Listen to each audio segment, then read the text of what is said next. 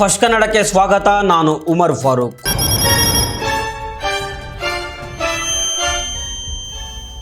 ರಾಜ್ಯ ರಾಜಕಾರಣದಲ್ಲಿ ರಾಜಕೀಯ ಸಂತ್ರಸ್ತನಾಗಿ ಗುರುತಿಸಿಕೊಂಡಿರುವ ಮಾಜಿ ಉಪಮುಖ್ಯಮಂತ್ರಿ KS ಈಶ್ವರಪ್ಪ ಅವರಿಗೆ ಭಾರೀ ಸಂಕಷ್ಟ ಎದುರಾಗಿದೆ.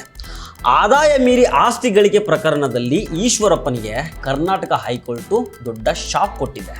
ತಮ್ಮ ವಿರುದ್ಧ ದಾಖಲಾಗಿರುವ ಪ್ರಕರಣವನ್ನು ರದ್ದು ಮಾಡಬೇಕು ಅಂತ ಈಶ್ವರಪ್ಪ ಸಲ್ಲಿಸಿದ್ದ ಅರ್ಜಿಯನ್ನು ಹೈಕೋರ್ಟ್ ಈಗ ವಜಾ ಮಾಡಿದೆ. ಈ ಕೇಸ್ ಬಗ್ಗೆ ಡೀಟೇಲ್ ಆಗಿ ನೋಡ್ತಾ ಹೋಗೋಣ. ಆದರೆ ಅದಕ್ಕೂ ಮೊದಲು ನೀವಿನ್ನೂ ನಮ್ಮ ಚಾನಲನ್ನು ಸಬ್ಸ್ಕ್ರೈಬ್ ಮಾಡಿಲ್ಲ ಅಂದರೆ ದಯವಿಟ್ಟು ಸಬ್ಸ್ಕ್ರೈಬ್ ಮಾಡ್ಕೊಳ್ಳಿ. ಹಾಗೆ ಈ ವಿಡಿಯೋವನ್ನು ಕಡೇ ತನಕ ಮಿಸ್ ಮಾಡದೆ ನೋಡಿ.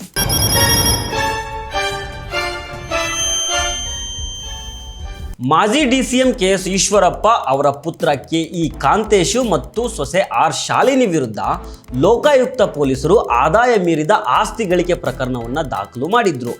ಈ ಪ್ರಕರಣವನ್ನು ರದ್ದು ಮಾಡುವಂತೆ ಕೋರಿ ಈಶ್ವರಪ್ಪ ಹೈಕೋರ್ಟ್ ಮೆಟ್ಟಿಲೇರಿದ್ರು. ಇವತ್ತು ಈ ಅರ್ಜಿಯ ವಿಚಾರಣೆ ನಡೆಸಿದ ನ್ಯಾಯಮೂರ್ತಿ M ನಾಗಪ್ರಸನ್ನ ಅವರಿದ್ದ ಹೈಕೋರ್ಟ್ನ ಏಕಸದಸ್ಯ ಪೀಠ ಈಶ್ವರಪ್ಪ ಅವರ ಅರ್ಜಿಯನ್ನು ವಜಾಗೊಳಿಸಿ ಮಹತ್ವದ ಆದೇಶ ಹೊರಡಿಸಿದೆ. ವಿಚಾರಣೆ ಸಂದರ್ಭದಲ್ಲಿ ಈಶ್ವರಪ್ಪ ಅವರ ಪರವಾಗಿ ಹಿರಿಯ ವಕೀಲ ಅಶೋಕ್ ಆರನಹಳ್ಳಿ ಅವರು ವಾದ ಮಂಡಿಸಿದರು.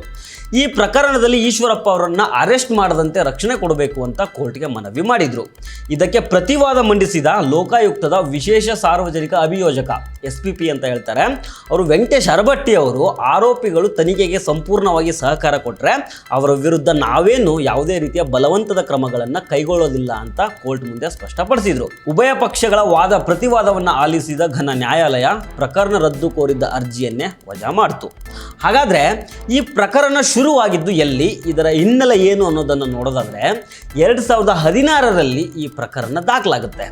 KS ಈಶ್ವರಪ್ಪ ಅವತ್ತು ಜಲಸಂಪನ್ಮೂಲ ಸಚಿವರಾಗಿದ್ದ ಅವಧಿಯಲ್ಲಿ ಆದಾಯಕ್ಕಿಂತ ಹೆಚ್ಚು ಆಸ್ತಿ ಗಳಿಸಿದ್ದಾರೆ ಅಂತ ಶಿವಮೊಗ್ಗದ ವಕೀಲ B ವಿನೋದ್ ಅನ್ನೋರು ಲೋಕಾಯುಕ್ತ ನ್ಯಾಯಾಲಯಕ್ಕೆ ಖಾಸಗಿ ಕಂಪ್ಲೇಂಟನ್ನು ಕೊಟ್ಟಿದ್ದರು. ಈ ಕಂಪ್ಲೇಂಟ್ ಆಧಾರದ ಮೇಲೆ ತನಿಖೆ ನಡೆಸಿದ ಲೋಕಾಯುಕ್ತ ಪೊಲೀಸರು ಆರಂಭದಲ್ಲಿ ಕೋರ್ಟ್ಗೆ B ರಿಪೋರ್ಟನ್ನು ಸಲ್ಲಿಸ್ಬಿಟ್ಟಿದ್ರು. ಅಂದರೆ ಇಂತಹದೊಂದು ಪ್ರಕರಣ ನಡೆದೇ ಇಲ್ಲ ಅಂತ. ಈಶ್ವರಪ್ಪನವರು ಆಸ್ತಿಯನ್ನು ಗಳಿಸೇ ಇಲ್ಲ ಅನ್ನೋ ರೀತಿಯ ರಿಪೋರ್ಟ್ ಅದು.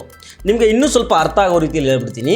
ಯಾವುದೇ ಒಂದು ಕೇಸು ದಾಖಲಾದಾಗ ತನಿಖೆ ಮಾಡ್ತಾ ಇರೋ ಅಧಿಕಾರಿಗಳು ನ್ಯಾಯಾಲಯಕ್ಕೆ 3 ರೀತಿಯ ರಿಪೋರ್ಟ್ಗಳನ್ನು ಸಲ್ಲಿಸಬೇಕಾಗ್ತದೆ.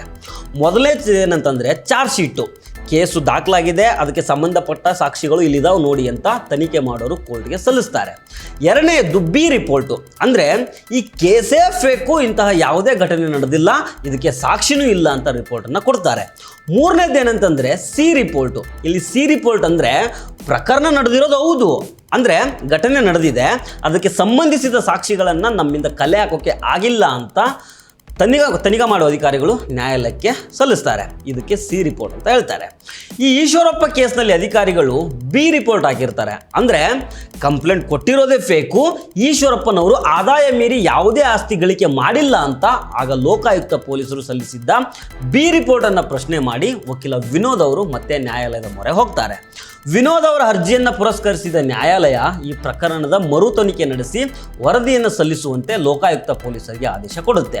ಈ ಆದೇಶದ ಬೆನ್ನಲ್ಲೇ ಶಿವಮೊಗ್ಗ ಲೋಕಾಯುಕ್ತ ಪೊಲೀಸರು ಈಶ್ವರಪ್ಪ ಅವರ ಪುತ್ರ ಕಾಂತೇಶು ಮತ್ತು ಸೊಸೆ ಶಾಲಿನಿ ವಿರುದ್ಧ ಹೊಸದಾಗಿ FIR ಅನ್ನು ದಾಖಲು ಮಾಡಿಕೊಂಡಿದ್ದಾರೆ.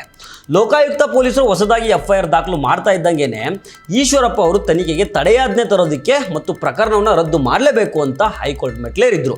ಆದರೆ ಈಗ ಹೈಕೋರ್ಟು ಈ ಅರ್ಜಿಯನ್ನೇ ವಜಾ ಮಾಡಿರೋದ್ರಿಂದ ಈಶ್ವರಪ್ಪ ಮತ್ತು ಅವರ ಕುಟುಂಬಕ್ಕೆ ಲೋಕಾಯುಕ್ತ ತನಿಖೆ ಬಿಸಿ ಮುಟ್ಟೋದಂತೂ ಗ್ಯಾರಂಟಿ ಆಗಿದೆ. ಮುಂಬರುವ ದಿನಗಳಲ್ಲಿ ಈ ಪ್ರಕರಣ ಯಾವ ರೀತಿಯ ತಿರುವನ್ನು ಪಡೆದುಕೊಳ್ತದೆ ಅನ್ನೋದನ್ನು ಕಾದು ನೋಡಬೇಕಾಗಿದೆ. ಸೊ ಫ್ರೆಂಡ್ಸ್, ಇದು ಇವತ್ತಿನ ಸ್ಪೆಷಲ್ ಸ್ಟೋರಿ. ಮತ್ತೆ ಭೇಟಿ ಆಗ್ತಿರೋಣ. ನಮಸ್ಕಾರ.